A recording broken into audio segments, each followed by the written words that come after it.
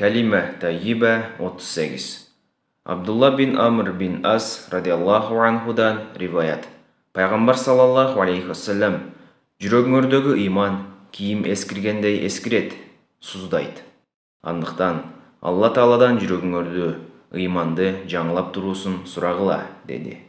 Абдулла бин Амр бин Ас радиаллаху анхудан риваят. Пайғамбар саллаллаху алейхи вассалам, жүрегіңердегі иман киім ескіргендей ескірет, суздайды. Андықтан Алла Тағаладан жүрегіңерді иманды жаңылап тұрусын сұрағыла, деді.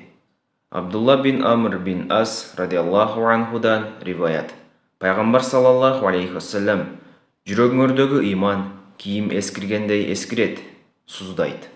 Андықтан Алла Тағаладан жүрегіңерді иманды жаңылап тұрусын сұрағыла, деді. Ахмадтың Муснады.